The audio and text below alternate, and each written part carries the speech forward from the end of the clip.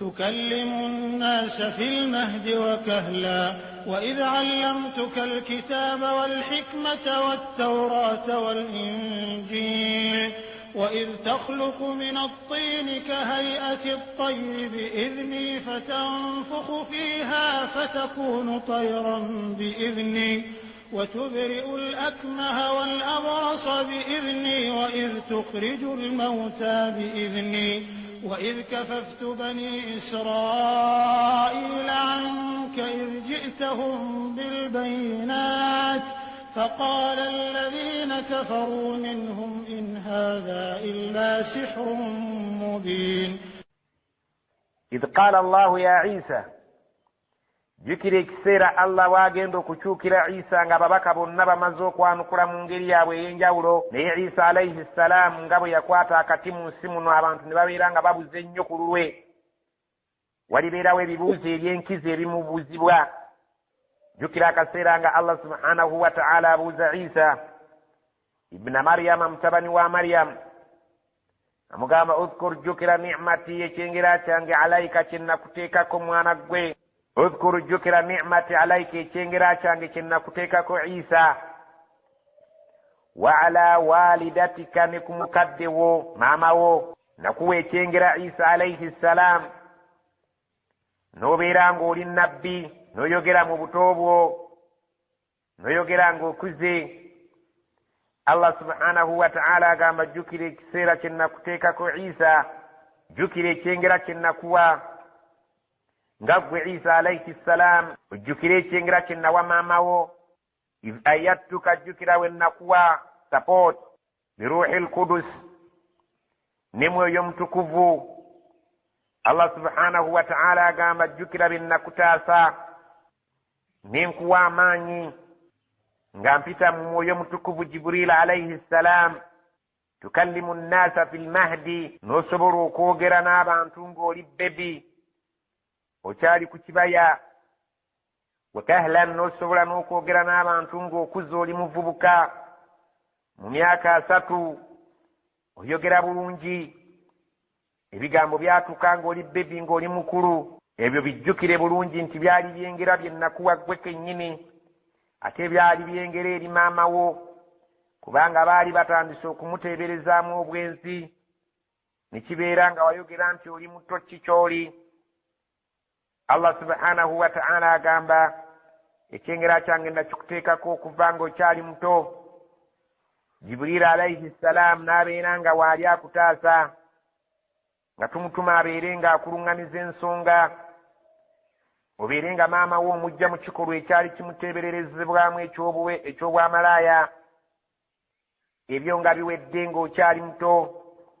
wa idh allamtuka jjukira nga nkuyigiriza ne nkusomesa n'otegeera bulungi ne nkuyigiriza alkitaaba ekitabo ekyo kye nakuwa al injil wal hikma ne nkuwa amagezi agasobola okubeera nti otegeera.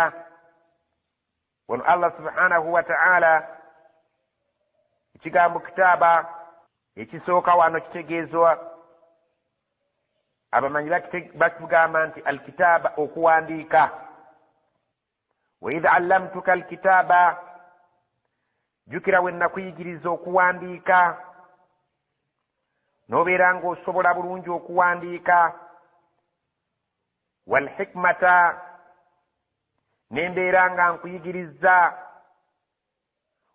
nga nkuwadde amagezi amazaale agasobola okubeera nga buli kintu okitegeera nga bwe kyetaagisa ng'ate okinnyonnyola nga bwe kyetaagisa. wattawuraata nenkuwa okutegeera ekitabo ekya Musa ekyayitibwa nga Tawureeti ng'okitegeera okikutte bukusu ate ng'osobola okunnyonnyola buli tteeka ku tteeka. wal injiila nenkuyigiriza enjiri ekitabo kyo kye nakussaako n'osobola okubeera ng'okinnyonnyola mu ngeri ey'amagezi ag'ewala. ebyo byonna byengera Isa bijjukire nabikuwa naye nga nze kennyini kabikuwa sibikuwa nti olw'okuba oli mwana wabula mbikuwa olw'okubeera nti kirabo kye nasalawo nkuwe nga nkutumye eri abantu abataali bangu kubeera nti basomesebwa obeere ng'obayigiriza obukulu bwa Allah. wa idh takhluqu, jjukira mu kiseera bwe nakuwa obusobozi obusobola okubeera nti oteekawo oba obumba mina ttini ng'ojja mu budongo, ka hayati tayiri, ekifaananyi ekyefaanaanyiriza ddala ng'ekinyonyi, ng'osobola okubumba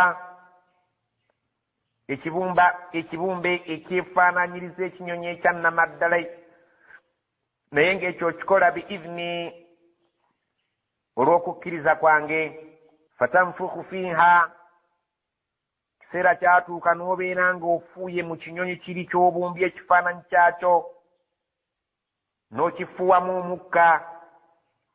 fatakunu tayran biidhini, awo nno ne kifuukira ddala ekinyonyi luli ekibadde kiri mu kifaananyi ky'ekinyonyi, ne kifuuka ekinyonyi ekyannamaddala kisobola okubuuka, naye ng'okikola biidhini, ku lwa kukkiriza kwange, so si maanyi go, si magezi go, si maanyi go, naye ng'ekyo nkikuwadde nga nabwo obujulizi obulaga abantu gye ŋŋenda okukutuma nti oliko amaanyi Allah subhanahu wa ta'ala gakuwadde, basobole okubeera nga bagalabanga akabonero ak'obuyinza obw'amaanyi, bakkirize Allah subhanahu wa ta'ala. wa tuburi'u al-akmaha, omuntu eyazaalibwanga nga muzibe wasobolanga okubeera ng'omuwonya obuzibe bw'amaaso, wamusiimuulanga ku maaso n'atereera ne gabeera ng'omuntu eyazaalibwa n'amaaso ng'alaba.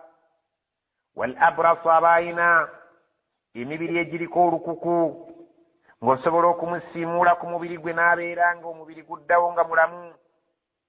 naye byonna ebyo ng'obikola biidhini, ku lwa buyinza bwange, olw'okukkiriza kwange nga nze nzikiriza embeera eyo ebeewo, so si lw'amaanyi go nga ggwe Isa alayhi salaam.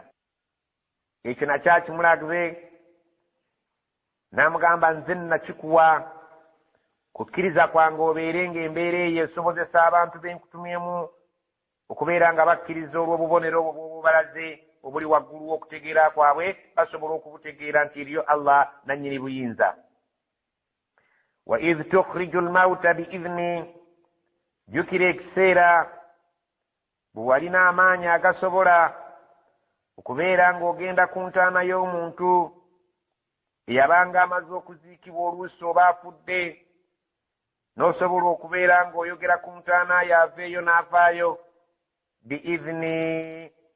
ako kagambo kakulu nnyo ku buli Isa kye yakola kyonna ekyamagero, akagambo biidhini, kukkiriza kwange, so si magezi go n'amaanyi go. wa idh kafaftu bani Israila anka, jjukira be nakutaasaako batabani ba Israili abaali baagala okujja mu bulamu nga baagala okutta, era nga Allah bwe yatugambye nti baayagala okumutta naye si gwe batta, wabula Allah omuntu gwe yateekako ekifaananyi ekifaanagana ekya Isa gwe batta.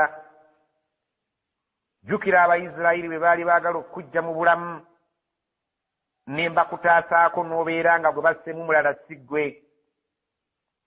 naye nga lwaki baagadde okutta izitahum bilbayinaati, olw'okubeera wali obaleetedde obunnyonnyofu obubalaga nti ddala Allah yakutumye, ne bagaana okukkiriza. faqaala alladhiina kafaru minhum, abaali abatakkiriza mu bo ne boogera nga bagamba, in haadha illa sihrun mubiin, mu butuufu tekiri kino omusajja ono kyatuleetedde otulaga kujjako eddogo eri olwatu, kubanga buli kye yakolanga nga balaba, olw'okuba baali bakugu nnyo mu by'okulogaloga n'ebyekisawusawo, buli kye yakolanga nga baliyita eddogo eri olwatu, gamba ng'ebikulembedde Allah subhanahu wa ta'ala okumuwa amaanyi agasobola okubumba ekifaananyi ky'ekinyonyi n'akifuwamu ne kifuukira ddala ekinyonyi ekyannamaddala. omuntu abadde yazaalibwa nga muzibe n'asobola okulaba, omubiri ogwalinga guliko ebikalakapwa ne gubeera nga guddawo, omufu okubeera nti asobola okusituka n'abaako kyayogera, ebintu ebyo abatali bakkiriza baabiyita eddogo eri olwatu, Allah n'abazibira eyo ne batasobola kulaga, kubeera nti balaba nti bwali bubonero obubatuusa okutegeera Allah subhanahu wa ta'ala mu maanyi ge ag'ekitalo. وإذ أوحيت إلى الحواريين أن آمنوا بي وبرسولي قالوا آمنا واشهد بأننا مسلمون. وإذ جكرك سيرا أوحيت للنسيندك وكوانجي إلى الحواريين ري أبيجرزا أن آمنوا بي بغاما منذكرز وبرسولي مكرزين ومتم وانجي عيسى قالوا نبغاما أبيجرزا عيسى آمنا فتولي وكرزا فتككرزا الدلا واشهد غير مجلز بأننا مسلمون تتولي بالسلام وأنما الدلا بجيم الكفو أبجو كبيرا تقول لامتيكا قال الله سبحانه وتعالى قال بتجاك بجيم ناكتنو. إذ قال الحواريون يا عيسى ابن مريم هل يستطيع ربك أن ينزل علينا مائدة من السماء قال اتقوا الله إن كنتم مؤمنين. إذ قال الحواريون جكر بحواريون بيجرز ببايو جرا نبغى يا عيسى وانجب عيسى ابن مريم متبان ومريم هل أبا يستطيع ربك سبلك تندو يا كتمي جتوليا تغامبي كمكرز نفسني تويوايو ينزل علينا مائدة من السماء وكسا okutusize kijjulo nga kiva mu ggulu mu bbanga atusize emmeeza eriko ekijjulo ekyokulya. Abasajja abo tebaalinga bangu nnyo baabano basaba Isa alayhi salaam bafune emmere eyidde eriko n'ebigenderako ebyokunywa n'enva tulyoke tukakase nti ddala Isa oli nnabbi wa Katonda biri byonna byakoze ebyokwogeza ey'okwogeza omufu ebyokubeera ngo emibiri egibadde egiriko obulwadde obw'olukekenke bonna bateredde bulungi byonna ebyo tebakyabibala abaliisa eddogo. naye bahawariyuuna bano abaasalawo okubeera nti bo bakkiriza ne bawukana n'abakafiiri abaayita eddogo biri ebyakulembera nabano abasazeewo okukkiriza ate basazeewo okusaba Isa alayhi salaam nti mbutuufu Isa alayhi salaam tukkiriza nti Katonda akutumye era naffe tumukkiriza era nawe beera omujulizi nti tuli abakkiriza abannamaddala naye Allah oyo gwe tukkiriza asobola okubeera ng'atusiza ekijjulo emmeeza bukule evudde waggulu ng'eriko ebyokulya byonna ebyetaagisa. Isa bwe kyamuyitirirako n'abagamba qaala n'agamba ttakullah mutye Allah nga bwe mwogedde nti mujja kuba bawulize in kuntum mu'minin bwe mubeera nga musazeewo okuba abakkiriza abannamaddala Allah mumutye muleke kulowooleza mu byakulya.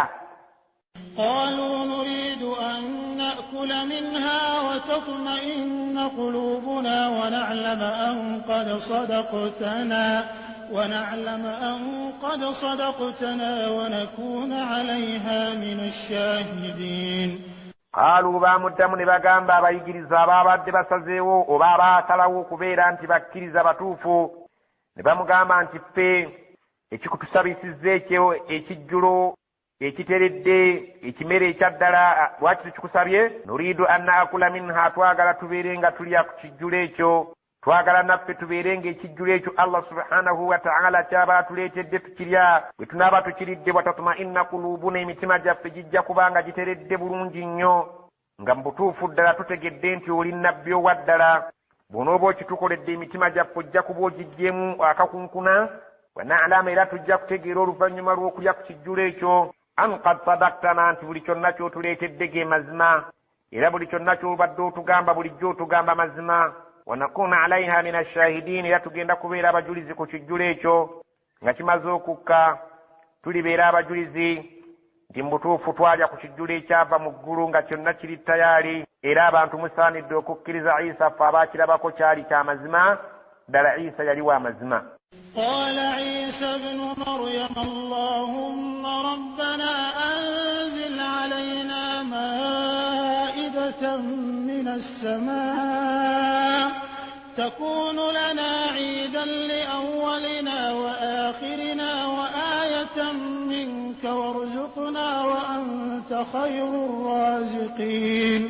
قال عيسى ناقام عيسى ابن مريم اللهم أي الله ربنا أمرز وفيه أنزل علينا مائدة من السماء تكسب تسزي kijjulo emmeeza eriko ekijjulo ng'abaana Adamu bano bwe basabye abayigiriza abagonvu abasazeewo okunzikiriza nga bwe bagambye takunu lana iidan li awalina wa akhirina ejja kuba yidi yaffe kijja kubeera nga kintu kikulu nnyo gye tuli. Buli mwaka nga tujjukira nga tujaganya olunaku olwo tujja kulufuula nga lunaku lukulu nnyo nga ffe wano olwaleero bwe tulina olunaku lw'ameefuga.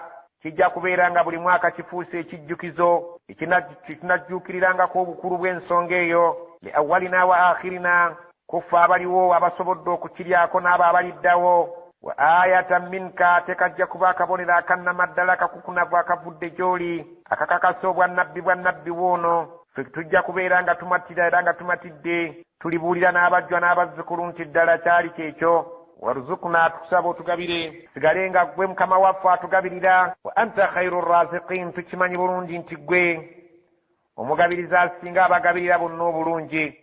قال الله إني منزلها عليكم فمن يكفر بعد منكم فإني أعذبه عذابا لا أعذبه أحدا من العالمين.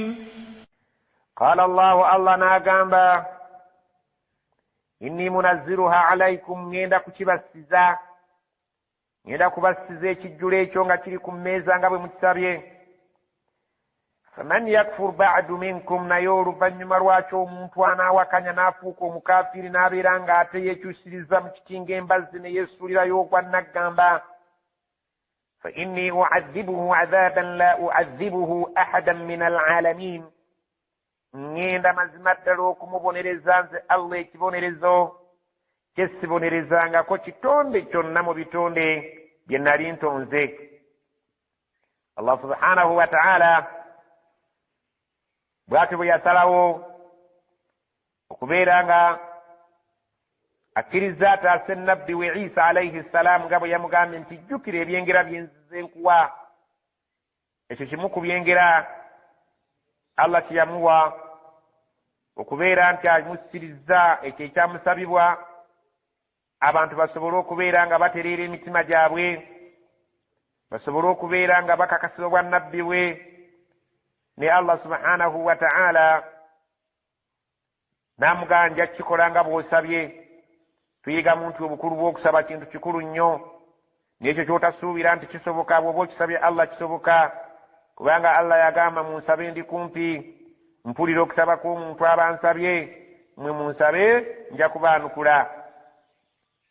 Naye era oluvannyuma lwa byonna Allah subhanahu wa ta'ala nga bw'atugamba mu Qur'an nti mwalimu era abatakkiriza ne beekyusiza mu kitinga embazzi era ne baliyita eddogo, ne bagaana okukkiriza Allah, ne bakigatta ku biri nti nakyo kifaananira ddala eddogo nga biri byazaakola emabega. Allah n'anyiiga, abamu mu bo n'abafuula enkobe, abalala n'abafuula embizzi, n'abasaako ekikolimo kye. Allah subhanahu wa ta'ala. وإذ قال الله يا عيسى ابن مريم أأنت قلت للناس اتخذوني وأمي إلهين من دون الله قال سبحانك ما يكون لي أن أقول ما ليس لي بحق إن كنت قلته فقد علمته تعلم ما في نفسي ولا أعلم ما في نفسك إنك أنت علام الغيوب. twogedde mu aya ezikulembedde nti Isa alayhi salaam bwe bali babakuŋŋaanyiza bannabbi agenda kufuna enkizo, era ndagga mu kwanukula ebibuuzo bye olw'ensonga nti abaabula bwe tugamba mu Qur'an nti wala ddaalliin, wadde abaabula Allah totukwasa ekkubo abaabula ku lwa Isa okusinziira ku mbeera ye engeri gye yazaalibwamu baali bangi, nga bwe tukirabye nti abamu baamuyita omwana, ti mwana wa Katonda olw'okubeera enzaalibwa gye yazaalibwamu bagiraba nga yakyewuunyo, nga so singa baali bagitunuulidde ng'eya Adamu alayhi salaamu eyazaalibwa eyatondebwa nga talina taata na maama, yatondebwa na mukono gwa Allah. Ekyo nakyo kyali nga kintu kinene nnyo. Nze naawe ne tutondebwa nga waliwo taata ne maama. Isa n'abeerawo nga waliwo omukyala tewali musajja, Hawa n'abeerawo nga waliwo omusajja ng'ate tewali mukyala, kuba yaggyibwa mu lubiriizi lwa Adamu alayhi salaam. Okutonda kwa Allah ne kujjula mu bitendera egy'ena. Naye abaabula ku lwa Isa baali bangi, era n'abakyabula bakyali bangi okuggyako Allah baaba ataasizza ne balaba amazima ne batasobola kumuyita mwana, ne batasobola kumuyita omu ku basatu ku bakatonda, ne batasobola kumuyita katonda nga Allah wayogedde mu aya ezakulembedde mu ssuula eno. Isa alayhi salaamu Allah agenda kumubuuza ku bibuuzo ebiwera okusinga ku banne, nga bw'atugamba alayhi salaam nti nga bw'atugamba Allah subhanahu wa ta'ala, wa idh qaala Allahu, nga jjukira ekiseera Allah subhanahu wa ta'ala wagenda okwogera ng'agamba, ya Isa wange gwe Isa ibna Maryama mutabani wa Maryam, a anta qulta linnaasi, yeggwe yagamba abantu, ittakhidhuni wa ummiya ilahaini min dunillah, munfuule nze ne nnyabo, mufuule nze ne maama wange, ilahaini ntubeere bakatonda babiri, tuli bakatonda babiri min dunillah, teri Allah ayitibwa Allah subhanahu wa ta'ala ateekwa kusinzibwa, mwina kusinza nze na maama wange, te bakatonda babiri, teriyo katonda yenna. Gwe wakyogera n'ogamba abantu bonna mu nsi babule nti musinze nze ne maama wange, te bakatonda babiri, teri Allah. Qala, agenda kuddamu agambe, subhanaka, erinnya lyo litukuzibwe Allah, ma yakunu li, kyali tekiŋŋwanira n'akamu n'akeddagala, an aqula, okubeera nti njogera, ma laysa li bihaqqin, ekitali mazima gye ndi, nze okubeera nti nvaamu ekigambo ekitali kya mazima kyali tekisobola kuŋŋwanira kubeera nti nkyogera. In kuntu qultuhu, ddala bwe mba nakyogera, faqad alimtahu, wakitegeera. Ta'lam ma fi nafsi, gwe osinga okumanya ebiri mu mutima gwange, wala a'lam ma fi nafsika, nze simanyi bikukwatako gwe Allah. Innaka, mazima gwe, anta allamul ghuyubi, gwe osinga okumanya ebyo ebitalabwako. Omanyi ebiri kungulu n'ebiri munda mu mitima gy'abantu. Omanyi bye boogedde, omanyi ne bye batannaba kwogera. Omanyi ebiriwo, omanyi n'ebirijja mu maaso. Nkukakasa okumanya kwo kugazi ku buli nsonga yonna. Allah subhanahu wa ta'ala bwe mba nakyogera wakitegeera, kubanga tolina kikwekwekako, buli kimu kyonna okitegeera nga teweetaaze kubeera nti obuulirwa. Statement eyo ekulaga nti mulimu obukulu bw'okubeera nti Isa alayhi salaam bw'alibeera ne bannabbi banne agenda kubeera ng'atukuza, agenda kubeera ng'ayeetukuza ng'agamba nti ai Allah, bye nali siteekwa kwogera nga nteekwa okubeera nti njogera ebyo byokka bye wantuma, so si kubeera nga neetumiikiriza mbeere nga nkutemerera nti wantuma ebigambo n'embyogera nga ate tobintumanga. Ekyo nkikakasa okimanyi bulungi, ekyo sikikolangako. ما قلت لهم إلا ما أمرتني به أن اعبدوا الله ربي وربكم وكنت عليهم شهيدا ما دمت فيهم فلما توفيتني كنت أنت الرقيب عليهم وأنت على كل شيء شهيد. ما قلت لهم abantu abo sibagambangako n'akamu n'akeddagala, illa ma amartani bihi, okujjako nabagamba ebyo bye wandagira okubeera nti byennyina okubagamba byebiriwa. Ani abudu llaha rabbi, nabagamba nti musinza ayitibwa Allah nga ye mulezi wange, wa rabbakum, era nammwe ye mulezi wammwe. Wa kuntu alayhim shahidan ma dumtu fihi, wa kuntu alayhim shahidan ma dumtu fihim, ddala mu butuufu nali nga ndi mujulizi ku ekyo kyenjogera nti kye nabagamba, era bwe nabagamba bwe nali nkyali mulamu naliwo nga ndi mujulizi nga kye mbasomesa lunye. Ma dumtu fihim, ebbanga lye namala nga ndi mu bo, saava ku mulamwa n'akamu n'akeddagala, era ekyo nkiwaako obujulizi, nabo bakimanyi bulungi abaaliwo. Falamma tawaffaitani, naye bwe wamala okunzija wano mu nsi n'ontwala gy'oli, kunta anta arraqiba alayhim, gwe nalekawo nga gw'obalondoola, saamanyi oba baava ku mulamwa gwe naliko oba baabeera nga bagulemerako. Wa anta ala kulli shay'in shahidin, gwe ku buli kintu kyonna obeerawo, kubanga tobulawo, buli nsonga yonna ekolebwa bw'oli, era ng'oli mujulizi ogiraba. Nze bwe navaawo ebyaddirira nakulekawo, saamanya biki bye baagenda nabyo mu maaso, oba baava ku mulamwa oba baabeera nga batereera ku ekyo kye nasomesa nga bwe nkugambye. Ekyo kye nali siteekwa kubeera nga nsomesa nga tewakiŋŋamba era saakikola. Ekyo kye nkugambye kye nabasomesa, era bwe nali nkyali mulamu nali nga mbalondoola ng'ekisonga eyo kwe mbalundira, era ekyo kye mpaako obujulizi n'abaaliwo era bayinza okunjulira. إن تعذبهم فإنهم عبادك إن تعذبهم فإنهم عبادك إن تعذبهم فإنهم فإنهم عبادك وإن تغفر لهم فإنك أنت العزيز الحكيم إن تعذبهم سنغو سزيو كبيرا كبابون رزا فإنهم عبادك أنك قصد